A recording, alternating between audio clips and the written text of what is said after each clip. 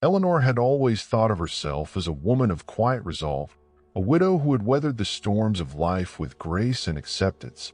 After her husband of 42 years passed away, she adjusted to her solitude in their modest suburban home, convincing herself that her children's frequent phone calls and her garden were enough to keep her company.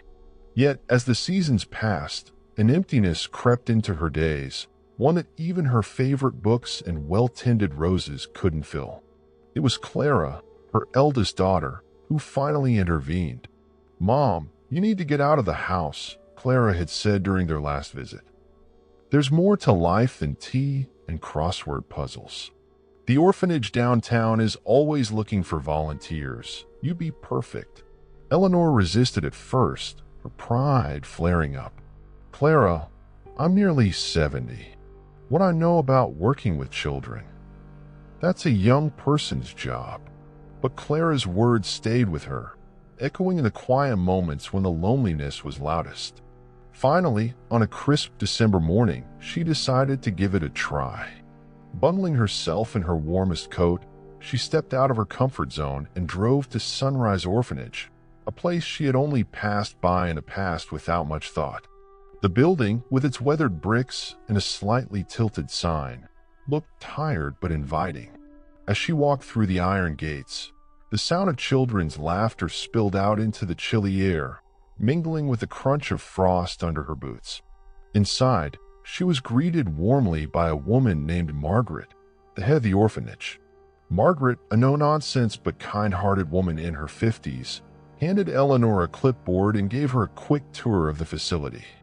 The orphanage was bustling with activity, children running around, staff hurrying to keep up, and volunteers wrapping holiday presents.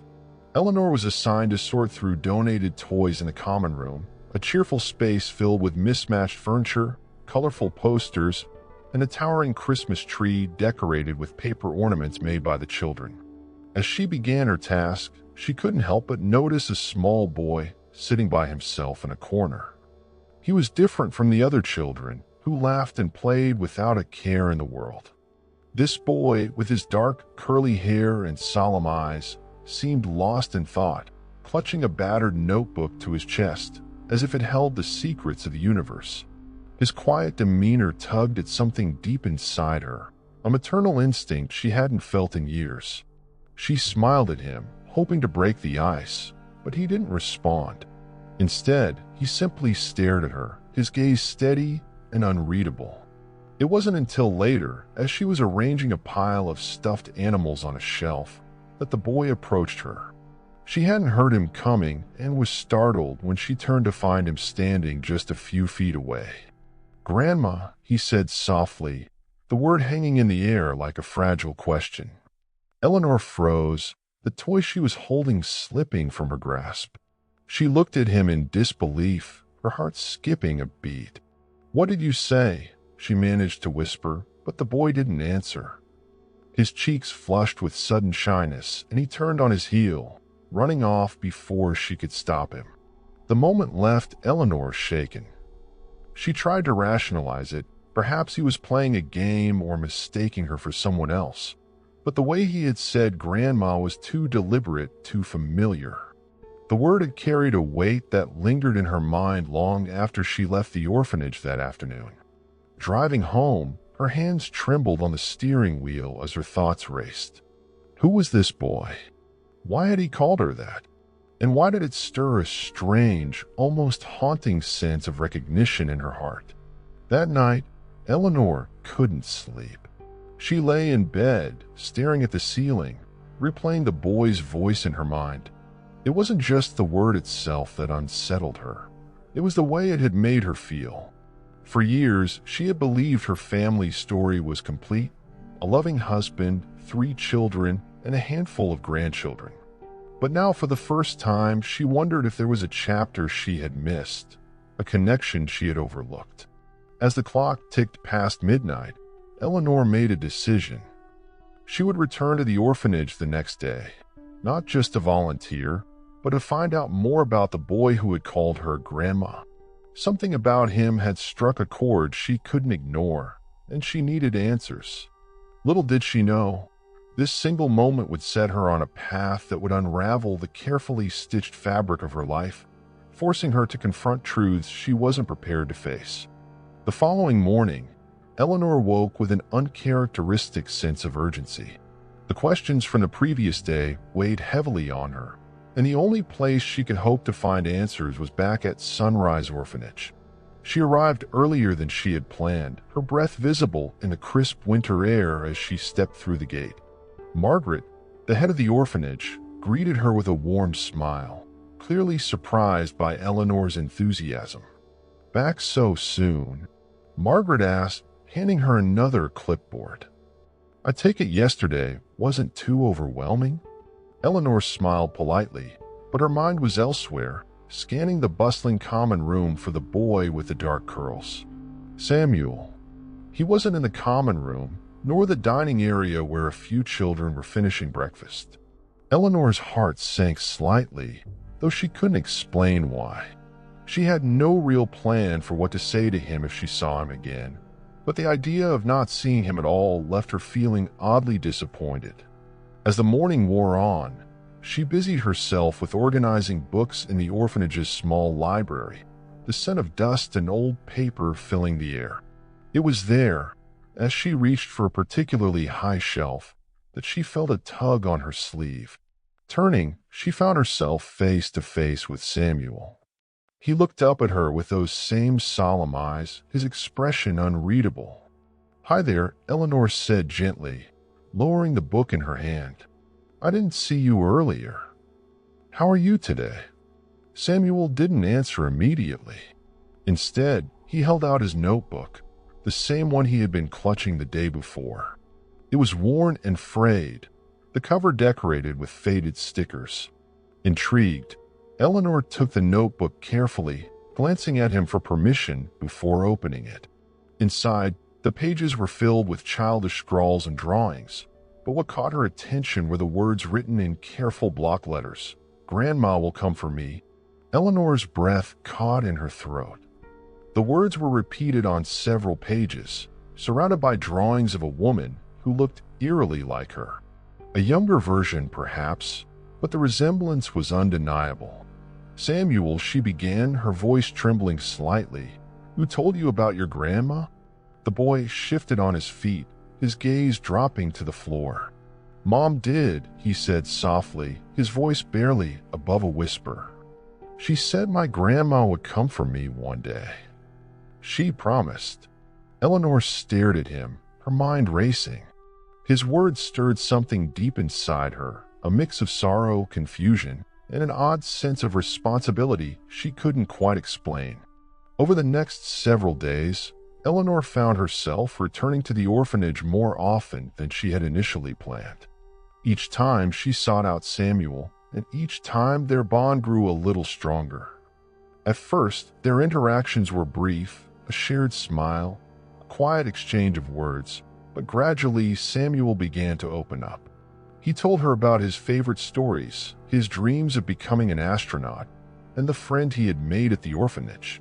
Despite his young age, there was a depth to him that surprised Eleanor, as if he had lived through far more than a boy his age should have.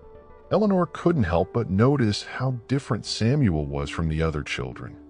While they ran and played with carefree abandon, he was more reserved, often sitting quietly with his notebook or a book from the library. Yet, in those moments when he smiled or laughed, his joy was infectious, lighting up the room in a way that seemed to draw everyone toward him. Eleanor found herself drawn in as well, her days at the orphanage becoming the highlight of her week. For the first time in years, she felt a sense of purpose, a connection that went beyond the surface. One afternoon, as they sat together in the library, Samuel surprised her with a question.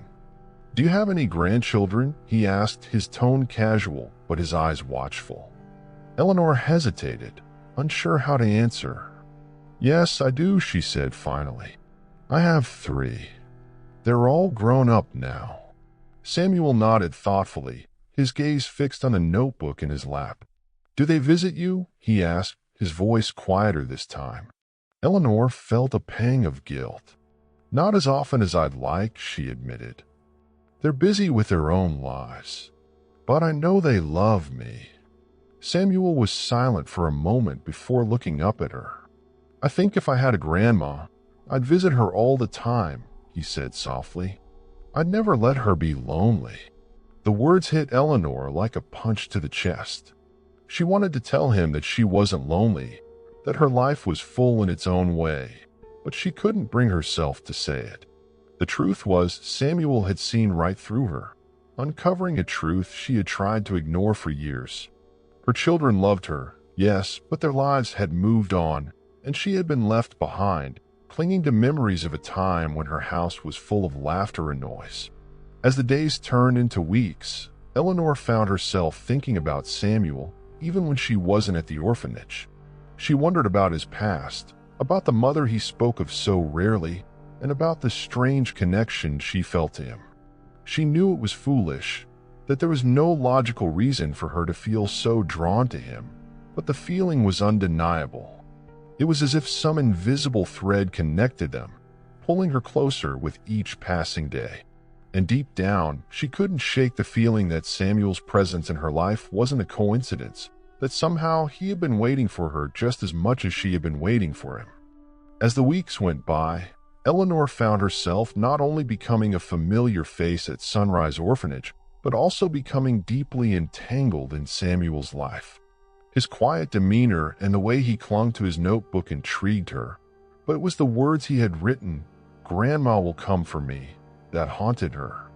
The thought of this small boy, so full of hope, believing in a promise that seemed so heartbreakingly unlikely, tugged at her heart in ways she hadn't felt in years. She had tried to push the feeling aside, dismissing it as mere sympathy, but the more time she spent with Samuel, the more her curiosity turned into a need for answers. One chilly morning, as frost dusted the windows of the orphanage, Eleanor sat with Margaret in the small staff office. She had finally mustered the courage to ask about Samuel's background. "Margaret," she began hesitantly, "can you tell me more about Samuel? I can't help but feel connected to him in some way." Margaret leaned back in her chair, her expression thoughtful. "Samuel's story is a bit unusual," she admitted. "He came to us about 2 years ago, when he was just 6. His mother passed away, and as far as we know, there's no father in the picture. She never listed any next of kin." Eleanor's heart sank. "But what about his mother? Did she leave any information? Anything about family?" Margaret shook her head. "We've gone through all the paperwork she left behind, but it's sparse. A name, a few details, but nothing that led us to anyone who might take him in." Eleanor hesitated, then asked, "What was her name?" Margaret flipped through a file on her desk before pulling out a sheet of paper. "Her name was Lucy Grayson." Eleanor froze. The name hit her like a bolt of lightning. Lucy Grayson. It was a name she hadn't heard in years, but it was one she could never forget. Lucy had been her late son David's girlfriend during his college years, a beautiful, spirited young woman who had drifted out of his life just as suddenly as she had entered it. Eleanor had always wondered what had become of her, but David had been tight-lipped about their breakup and life had moved on. Could it be the same Lucy? Eleanor's mind raced with questions. She struggled to keep her voice steady as she asked, "Do you have any pictures of her?" Margaret nodded, reaching into the file and pulling out a faded photograph. Eleanor's breath caught as she looked at the image. It was Lucy without a doubt, though older and with a weariness in her eyes that hadn't been there before. "This is her," Margaret said quietly. "Samuel keeps this picture in his room. It's all he has left of her." Eleanor felt her throat tighten. She reached for the photograph, her hands trembling slightly. "Margaret," she said, her voice barely above a whisper, "I knew her. She was close to my family once." Margaret's eyebrows rose in surprise, but before she could respond, the sound of laughter echoed from the hallway, and Samuel appeared in the doorway. He stopped when he saw the photograph in Eleanor's hands, his expression unreadable. "That's my mom," he said softly, his eyes flickering between the photo and Eleanor's face. "Do you know her?" Eleanor hesitated, the weight of the moment pressing down on her. She nodded slowly. "I did," she said gently. "A long time ago." Samuel's face lit up with a mixture of surprise and hope. "You knew her?" "Really?" Eleanor smiled, though her heart ached. "Yes, Samuel. She was a very kind and special person." He beamed at her, and for the first time, Eleanor saw a glimpse of the boy he might have been before life had taken so much from him. Later that day, Eleanor couldn't shake the sense that fate had brought her to Samuel for a reason. She returned to Margaret's office under the guise of needing to complete some paperwork, but used the opportunity to discreetly ask if she could look through the orphanage's records on Lucy. Margaret, seeing no harm in it, handed her a folder. Inside were a few documents, a birth certificate, a death certificate, and a letter addressed to Samuel's future guardian. Eleanor's hands trembled as she opened the letter, her eyes scanning the neatly written words. The letter was from Lucy, written in her final days. In it, she expressed her love for Samuel and her hope that he would find a family who would cherish him as she had. But what struck Eleanor most were the final lines. "If by some miracle my son's grandmother is out there, I hope she finds him. I hope she sees the light that he carries and knows that he was never abandoned, only loved." Eleanor's vision blurred as tears filled her eyes. Lucy had written those words with hope, even in the face of her own mortality. And now, somehow against all odds, those words had found their way to her. Samuel wasn't just any boy, he was her grandson. The realization hit her like a tidal wave, overwhelming and undeniable. That night, Eleanor sat in her quiet home, the letter and photographs spread out on the table before her. The pieces of the puzzle were falling into place, but they brought with them a host of new questions and fears. Why had Lucy never reached out? Did David know about Samuel and choose to stay silent? And what should she do now? She felt a strange mix of elation and dread, knowing that her life and Samuel's was about to change forever.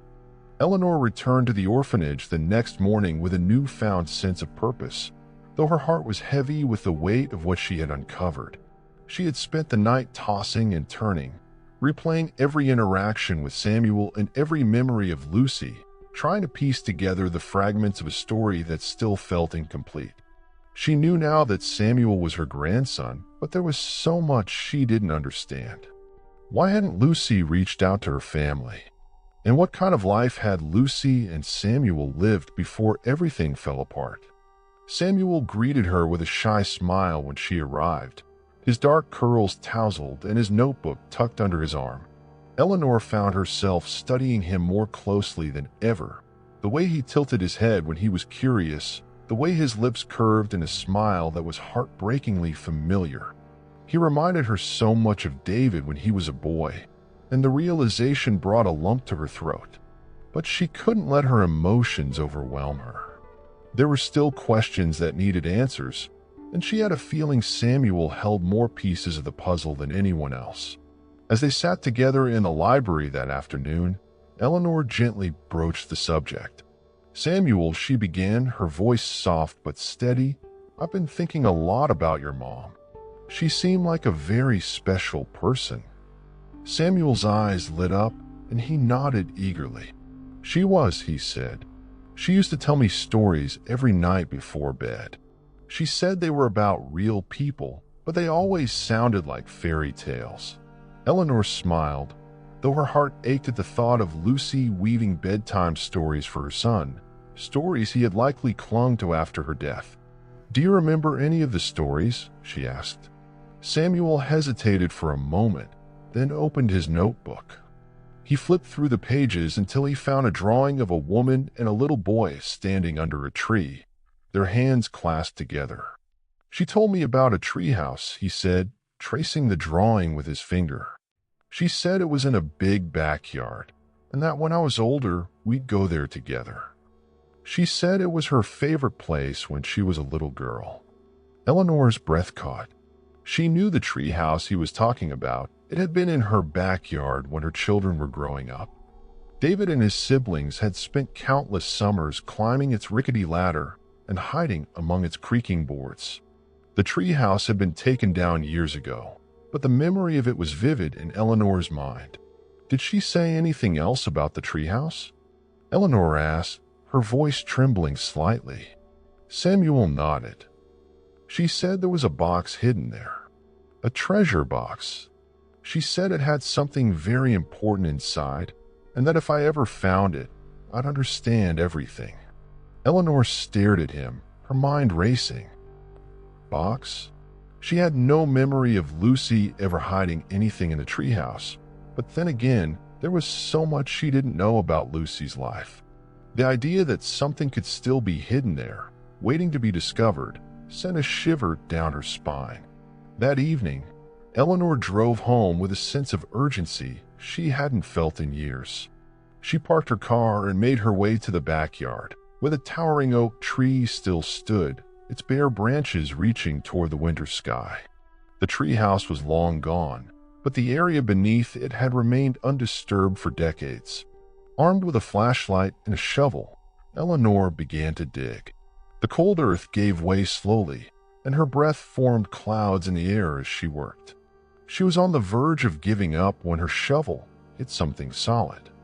Heart pounding, she knelt down and unearthed a small metal box, its surface rusted and worn with age. Hands trembling, she pried the box open.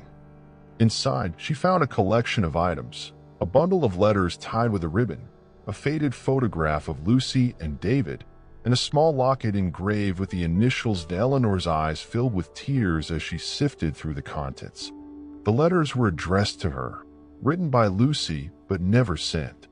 In them, Lucy apologized for leaving without explanation and revealed that she had discovered she was pregnant shortly after breaking up with David. She had been scared and unsure of what to do, and by the time she had worked up the courage to tell him, he was already engaged to someone else. Lucy had decided to raise the child on her own, hoping that one day she might find the strength to reconnect with Eleanor's family. The photograph was equally heartbreaking. It showed Lucy holding a newborn Samuel, her face a mixture of exhaustion and joy. The locket, Eleanor realized, must have been Lucy's way of leaving something behind for Samuel, a token of the family he had never known. As Eleanor sat there in the cold, clutching the box, she felt a rush of emotions, grief for all that had been lost, anger at the choices that had kept Samuel from his family, and an overwhelming sense of love for the boy who had called her grandma without even knowing the truth. The next day, Eleanor returned to the orphanage with the box in tow. She found Samuel in the common room, sitting by himself as usual. When she placed the box on the table in front of him, his eyes widened in surprise. "What's this?" he asked. Eleanor smiled gently. "It's something your mom wanted you to have," she said. "Something she hid a long time ago." Samuel opened the box slowly, his small hands trembling as he examined its contents. When he saw the locket, he looked up at Eleanor with wide, tear-filled eyes. "This was hers," he whispered. Eleanor nodded, her own eyes brimming with tears. "And now it's yours," she said softly. For the first time, Samuel threw his arms around Eleanor, hugging her tightly. "Thank you," he said, his voice muffled against her shoulder. "Thank you for finding it." Eleanor held him close, her heart swelling with a love that felt both familiar and brand new. In that moment, she knew she couldn't let Samuel go. Not now, not ever. He was her grandson, and he deserved to know the truth. But with that truth came a host of new challenges, one she wasn't sure she was ready to face. Still, as she held Samuel in her arms, she knew one thing for certain. She would do whatever it took to keep him safe and to give him the family he had always dreamed of. Eleanor's decision to step forward and claim Samuel as her grandson was not one she made lightly. The discovery of Lucy's letters and the hidden treasure box had left no doubt in her mind. This boy was family. But with the truth came a flood of complications she hadn't anticipated. Claiming Samuel meant taking on not just the legal and financial responsibilities of a guardian, but also the emotional weight of explaining the situation to others, her children, the orphanage, and even Samuel himself. And while her heart told her it was the right thing to do, her mind warned her of the challenges that lay ahead. The first hurdle was Margaret, the head of the orphanage. Eleanor requested a private meeting and brought the letters and photograph as proof of her connection to Samuel. As she laid everything out on the table, Margaret's expression shifted from surprise to cautious concern. "Eleanor, this is extraordinary," she said, leaning back in her chair. "But it's also complicated. You're saying you're Samuel's biological grandmother, but that doesn't automatically make you his legal guardian. There are processes, paperwork, and frankly, questions that need to be answered." Eleanor nodded, her hands clasped tightly in her lap.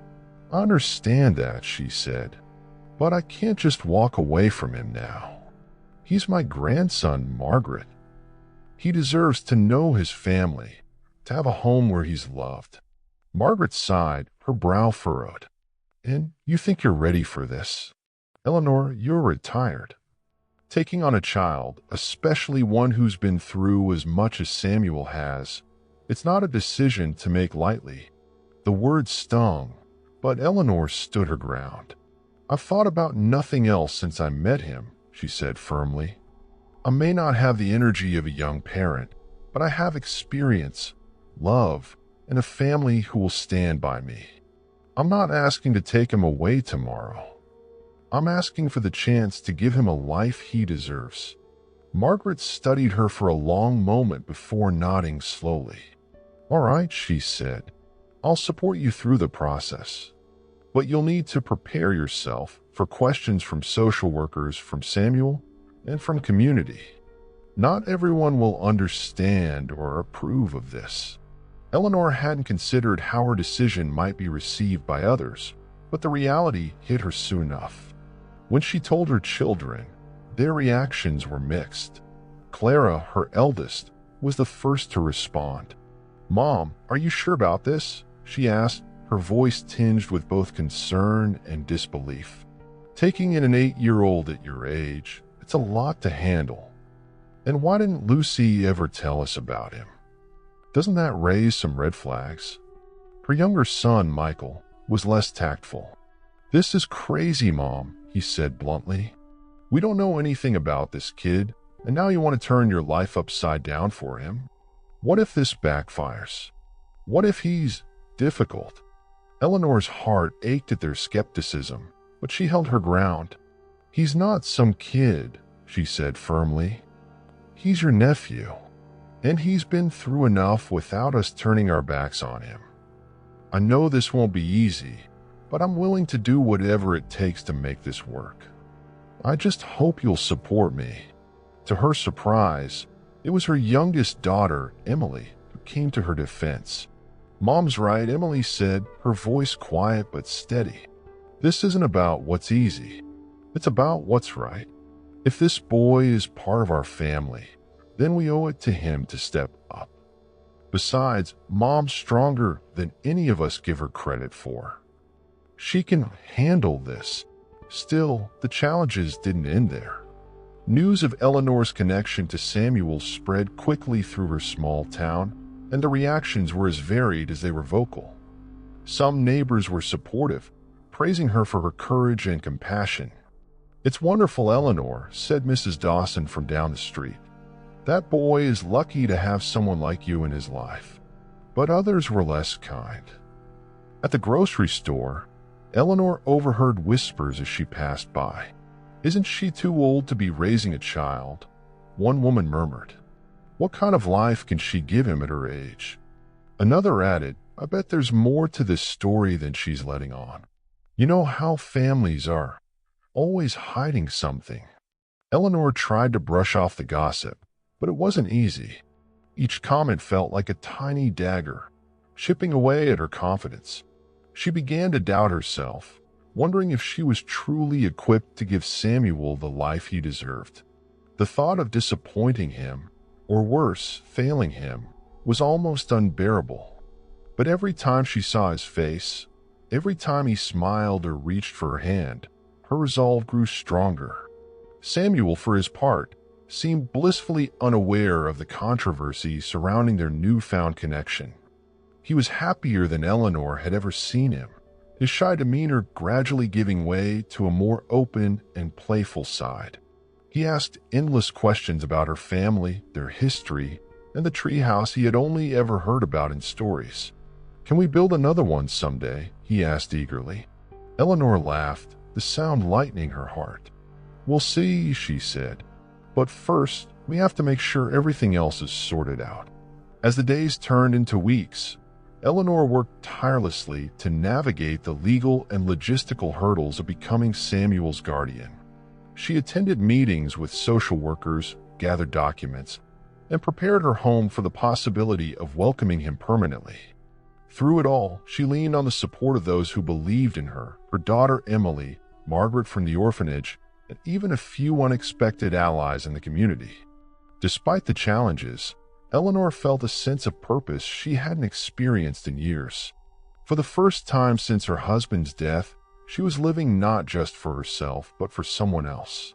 And though the road ahead was uncertain, she knew in her heart that it was a journey worth taking, not just for Samuel, but for the family they were beginning to rebuild together. As the legal process for guardianship moved forward, Eleanor's life seemed to settle into a rhythm. Each day brought new challenges, but it also brought joy, small moments that reminded her why she had chosen this path. Samuel had started to open up more, not just to her but to others at the orphanage. He smiled more easily, laughed more often, and even joined in games with the other children. Watching him blossom filled Eleanor's heart with pride and hope. But beneath the surface, she couldn't shake the feeling that their journey was far from over. Something still felt unresolved, like a thread dangling from an otherwise beautiful tapestry. Her unease grew when she received a call from Margaret one afternoon. "Eleanor, there's something you need to know," Margaret said, her tone cautious. "A man came by the orphanage today asking about Samuel." Eleanor's stomach dropped. "A man? Who?" Margaret hesitated. "He said his name was Robert Grayson. He claimed to be Samuel's uncle, Lucy's brother." The revelation hit Eleanor like a punch to the gut. Lucy had never mentioned a brother, not in the letters Eleanor had read or in anything Samuel had said. What did he want? Eleanor asked, her voice trembling. Margaret sighed. "He said he only recently learned about Samuel and that he wants to take him in. He seemed sincere, but I thought you should know before anything moves forward." The news sent Eleanor into a spiral of doubt and fear. If Robert was telling the truth, it could change everything. He might have a legal claim to Samuel, and as much as Eleanor wanted to fight for her grandson, she couldn't ignore the possibility that Robert might also have his best interests at heart. That night, as she sat with the letters and photographs spread out before her, Eleanor found herself questioning everything. Was she doing the right thing by pursuing guardianship? Was she prepared to face the possibility of losing Samuel to someone who shared his blood but had been absent from his life until now? The next day, Eleanor met Robert at the orphanage. He was a tall, wiry man with sharp features and a nervous energy that made it hard for Eleanor to get a read on him. "I'm sorry for the sudden appearance," he said, his voice earnest but rushed. "I didn't know about Samuel until recently. Lucy and we didn't stay in touch after she left home. But when I found out about her passing and about Samuel, I knew I had to do something." Eleanor studied him carefully. His story seemed plausible, but there was a guardedness in his demeanor that made her uneasy. "Why now?" she asked, her tone calm but firm. "Why didn't you come forward when Lucy first passed away?" Robert hesitated, running a hand through his hair. "I didn't know," he admitted. "Only found out a few months ago. I've been trying to figure out the best way to approach this. I don't want to disrupt Samuel's life, But he's my nephew. He's family." The word family hung heavy in the air, and Eleanor felt a pang of defensiveness. "I'm his family too," she said quietly. "I've been here for him when no one else was." Robert nodded, his expression softening. "I can see that," he said, "and I'm grateful for everything you've done. But I have resources, Eleanor. I can give Samuel opportunities, a home, an education, a future." Eleanor's heart ached at the implication that she couldn't do the same. She knew her age and modest lifestyle might be seen as disadvantages, but she also knew the depth of her love for Samuel and the bond they had built. "He doesn't just need opportunities," she said, her voice steady. "He needs stability. He needs to know he's loved unconditionally. I may not have wealth or youth on my side, but I have a lifetime of experience and a heart that's ready to give him everything I have." The tension between them was palpable, and Eleanor left the meeting feeling more uncertain than ever. Over the next week, she threw herself into preparing her home for Samuel's arrival, determined to prove that she could provide for him. But the shadow of Robert's claim loomed over her, and the strain began to take its toll. Her children noticed her growing exhaustion and urged her to take a step back, but Eleanor couldn't bring herself to give up. She had come too far to walk away now. The turning point came during a visit to the orphanage. Samuel, sensing her unease, asked her directly, "Are you leaving too?" The question broke Eleanor's heart. She knelt down beside him, taking his hands in hers. "Samuel," she said softly, "I'm not going anywhere. I promise you that. No matter what happens, I'll always be here for you." That evening, as Eleanor sat alone in her living room, she received an unexpected visitor. Robert stood on her doorstep, a solemn expression on his face. "I've been thinking about what you said," he began, his voice quiet, "and I realized you're right. Samuel doesn't just need a home. He needs someone who truly understands him, someone who's been there for him from the start. I can't take that away from him." Eleanor stared at him in disbelief. "You mean?" Robert nodded. "I'm stepping back. I'll support you in any way I can, but Samuel belongs with you. It's clear to me now." Tears welled in Eleanor's eyes as relief and gratitude washed over her. "Thank you," she whispered, her voice thick with emotion. The legal process finalized a month later, and Samuel officially became part of Eleanor's family. The day he moved into her home was one of quiet joy, filled with laughter, hugs, and the promise of a brighter future. As they stood together in the backyard, Samuel looked up at the towering oak tree where the old treehouse had once stood.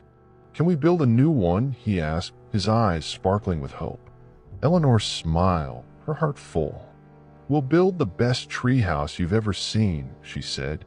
And as she held his hand, she knew that their journey, though fraught with challenges, had brought them both exactly where they were meant to be. Together, they had found a way to turn loss into love, creating a new chapter that was as unexpected as it was beautiful.